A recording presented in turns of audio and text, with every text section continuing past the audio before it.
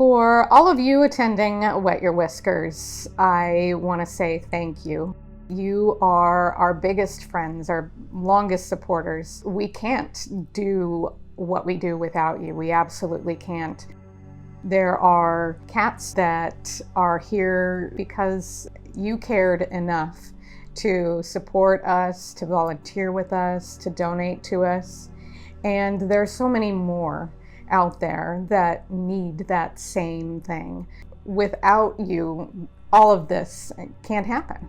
So I want to thank you for everything that you have done for the rescue, and maybe you would like to become more involved in the future. I want to encourage you. If you don't already know enough about us, it's a great time to learn more. What makes Fearless Kitty work is the volunteers and the people that give of their time, their energy, their compassion, their desires, everything toward the mission of the rescue, to find loving homes for cats that are homeless. We have rescued and adopted out well over 2,500 cats over the past 10 years. Without all these people, there would be no way that we could do everything that we're doing right now. So it's all because of the volunteers and the people that have supported us throughout the years. I started volunteering at Fearless Kitty in 2018. I had retired just months before and was looking for different things in Fountain Hills to keep a newly retired person busy. My daughter was visiting and we were walking down Avenue of the Fountains. We looked in the window and I realized that I wanted another cat, and I was so impressed when we went through the adoption of how Fearless Kitty was managed and organized, and the uniqueness of the rescue, that it really is providing not a shelter in cages, but a real home for these cats. And I thought this is something I would like to do. I just love the people at Fearless Kitty. I just feel at home there. And in the 3 years that I've been working with them, I have found no difference across the board of everybody's commitment to the cats, their understanding, their compassion. They just want to be there for the cats. It can be difficult to find organizations that truly concentrate on nothing but the cats. It's not about other people's designs and where they want to go and everything like that. It's just about taking care of the cats, and that's what is foremost in everyone's mind. Fearless Kitty has had a very unique opportunity to show itself as what a rescue should look like.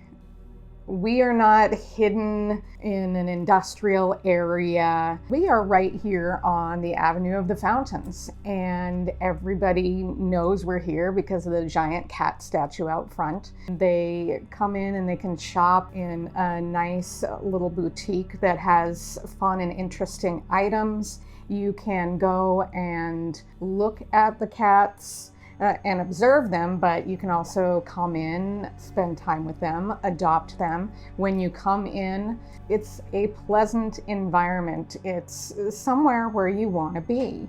And that's not the way animal shelters or rescues are always able to be.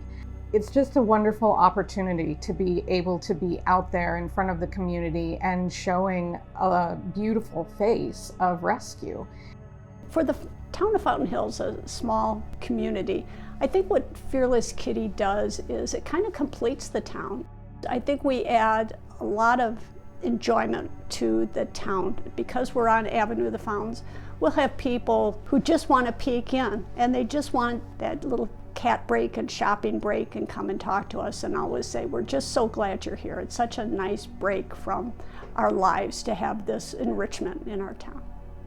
It's, obviously a reason for people to come into Fountain Hills to come visit the rescue, which obviously you bring someone into a community, and then they might see someplace else they want to shop, or they'll stop and eat at a local restaurant. So it can be a good thing economically Because Fountain Hills does have the problem that we are kind of tucked into the corner of the valley and kind of not a lot to bring people out here. So, I mean, it can be difficult for some businesses, so any excuse you can have to get, people to visit your community is obviously a good thing. So, and I think the rescue has obviously done that, because I know we adopt people from all over the valley, so.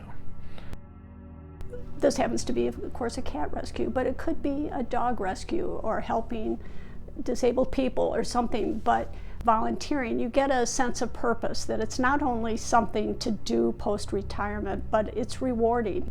It helps fulfill something within me to know that I'm actually giving back to help not only the animals, but even the community as a whole. I love cats, and so I thought going and working at the rescue would let me have my cat fixed without having to have another cat in the house. If you're passionate about something, why not give back to that cause or that idea? Volunteering for any organization, you're giving back to humanity in some way. Definitely, it's a good thing. It makes you feel better. It does good for whatever the cause is you're doing it. And in general, like I said, it helps out society as a whole. I believe very seriously that the way we treat other beings, animals, children, those that cannot advocate for themselves, the way we treat them speaks a lot of our society. It would be easy enough just to look the other way, but we have to think, is it the right thing to do? And are we enriching our community by just looking the other way? Or are we actually assisting? It's a great feeling to be able to do whatever that is and to see the benefits from what you're doing. I would love every volunteer that comes in to be able to have that kind of experience, whatever they're doing, whether it's taking care of the cats or working up in the boutique, whatever volunteers come to do that they enjoy. It's not a job. You don't have to worry about doing it perfectly or up to a certain set of expectations. You do it because you want to, because you enjoy it, and it makes you feel good. You're only answering to yourself. You're not, you don't have that group over your head who are micromanaging or concerned about how you're doing. Everyone is just there for the same purpose and to just enjoy it, but do the best you can for the cats. And you can do, if you're new to volunteering, you can do just what you want to do. So we have some people who will only do 1 or 2 things a year. They're still working full time and they can't do much more than that. We have people who just come in to socialize. They'll come in twice a week and just go into the different rooms and sit with the cats. So it's all different levels of involvement that's important. I strictly foster. There are some very special kitties that I had the opportunity of fostering for Fearless Kitty. One of them was Charity, a really lovely pregnant cat. I had her from before she gave birth until, after she gave birth, and her kittens were pretty old.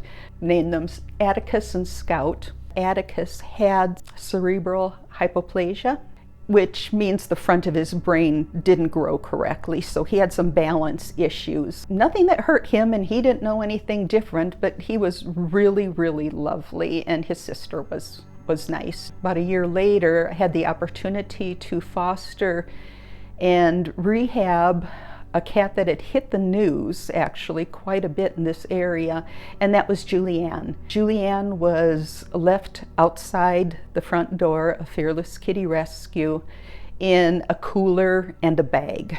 And it was hot. It was in the middle of summer. She was pretty traumatized. So I took her, and she came out of her shell and was adopted afterwards. A really lovely, lovely kitty. Right now I have one also. His name is Whiskers, and he's a beautiful long-haired tuxedo cat. But he got a little traumatized too, and he was boarded, and cats don't do too well being boarded. So again, he had trust issues, severe trust issues, and now he's getting better and better and better, and I'm hoping in a couple weeks that, he can go back to Fearless Kitty and start meeting more people. We see so many kittens and cats find wonderful homes, but it's the ones that are the exception. And we had a few years ago a blind kitten. journey when she was old enough to try to be socialized with other cats. We all gathered around this room where she was going to join another cat, and just watching this now very self-assured blind kitten maneuver through the different towers and different levels, and it was just an amazing experience to watch this kitten grow and find herself and become a true cat. And then later, when we took her for a vet checkup, one of the vet techs adopted her. And I think that's what touches a lot of our hearts, is the success stories when you think that a cat might be very difficult, as wonderful as they are to find a home, that for some reason we find that there's a spot and love in everyone's heart to find that cat a home. For a while, we had Teddy. He sat in the one office, and I would go into the office there and clean his box, put his food down, let him eat, sweep up the floor if I needed to, and then I'd sit down on the floor, he'd crawl into my lap, and I would sit there until he left. There's a special connection that somehow gets formed, and sometimes the cat's that way with everybody. We've had a few social butterflies, that they love everyone. And then there's others that they're humans. We have had 5 different cats now in our lives, my husband and I, and cats are they're just fascinating. You'll never stop being surprised and amused and puzzled by what they do. Cats are just wonderful companions. And that's one of the biggest misconceptions that people have about cats, is they're solitary. They're not. They live in communities, they form lasting bonds. They like having buddies, they love having a person, but you have to come to an agreement with them. And that's one of the things I love about cats. Their personalities are all so different. I think people learn compassion from cats. I think more people are finding that out too, as there are more people that have cats in their homes than have dogs now. Still, even though cats are coming up in the world, they still have their haters. We are not going to get to a place in our immediate society here where cats are not homeless. So we have a lot of work to continue to do. I would love to see the rescue get to the point where we are not worrying on a daily, weekly, and monthly basis, how are we going to continue to afford to do what we do? If Fearless Kitty didn't have to worry about the day-to-day, I think that we could move into so many other different community programs. So what I'd love to see is some kind of consistent funding from one or more sources that we can actually depend upon to get us through the basics of survival, so that we can move beyond that mentality into a growth and development phase. Fearless Kitty is a place and a rescue, an organization that absolutely needs to keep going, to keep educating the community about how wonderful cats are. It would be wonderful for all homeless animals to be able to be housed in a way that is warm, comfortable, and inviting.